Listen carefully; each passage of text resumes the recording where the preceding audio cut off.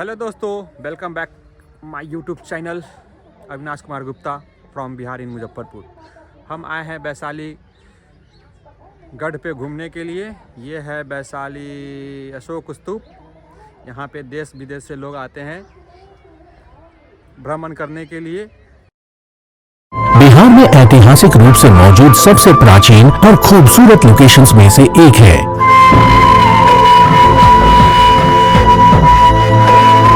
18.3 feet ऊंचे इस स्तंभ का निर्माण महान सम्राट अशोक के द्वारा कराया गया था।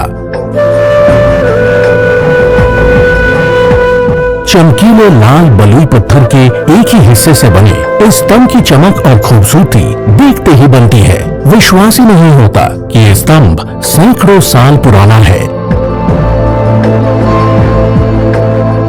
भारत भर में फैले इन स्तंभों की खासियत ये है कि इनका निर्माण उन बौद्ध बिहारों में ही हुआ है जहां बुद्ध ने समय व्यतीत किया था।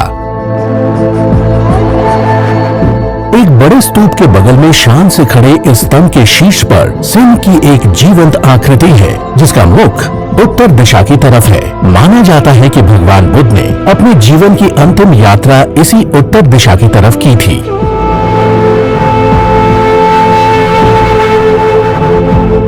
स्तंभ के चारों तरफ छोटे बड़े चौकोर और गोलाकार कई स्तूप हैं, जो बौद्ध धर्म मानने वाले लोगों के लिए एक बहुत ही पवित्र स्थल है।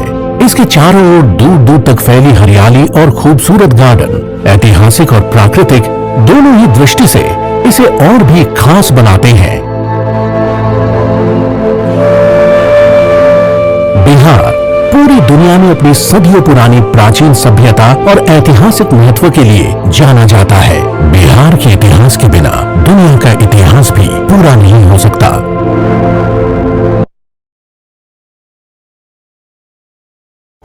वैशाली बिहार के वैशाली जिले में स्थित एक गांव है जो इतिहास में एक नहीं कई कारणों से प्रसिद्ध है। 3 धर्मों की कर्म भूमि एवं विश्व का पहला गणतंत्र, जिसके लिए सबसे ज्यादा इसे जाना जाता है।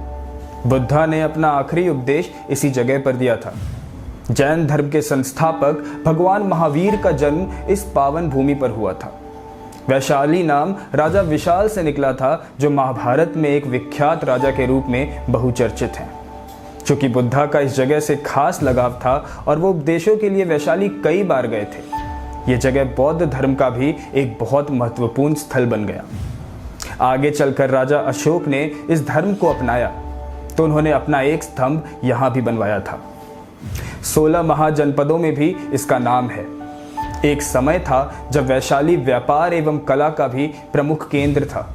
जब पूरी दुनिया शासकों के अत्याचार सह रही थी तो बिहार में स्थित ये जगह एक गणतंत्र था। आज से 2600 वर्ष पहले एक गणतंत्र जिसकी कल्पना भी संभव नहीं है।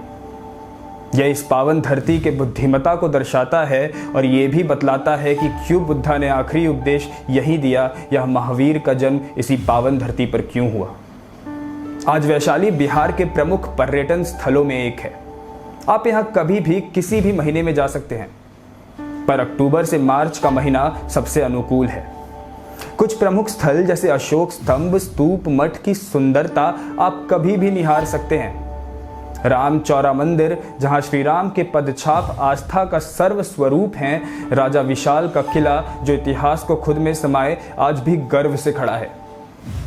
यहां जाने का सबसे उपयुक्त मार्ग सड़क है। पटना या किसी भी प्रमुख शहर से आपको बस मिल जाएगी। ट्रेनों के लिए सबसे नजदीक स्टेशन हाजीपुर है, जो यहां से 35 किलोमीटर दूर है। हवाई यात्रा के लिए हवाई अड्डा पटना में स्थित है। ये एक ऐसा पर्यटन स्थल है जहां आज भी हस्तशिल्प की सुंदर कृतियां आप देख सकते हैं।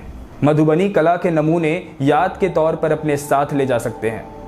एक हाथ में इतिहास, दूसरे में 3 धर्मों की आस्था। वैशाली सच में विशाल है। कवि रामधारी सिंह दिनकर ने कहा है, वैशाली जन का प्रतिपालक, विश्व का आदि विधाता, जिसे ढूंढता विश्व आज, उस प्रजातंत्र की माता। रुको एक क्षण पथिक, इस मिट्टी पे शीश नवाओ, राजा सिद्धियों की समाधि पर फूल चढ़ाते जाओ। धन्यवाद। अगर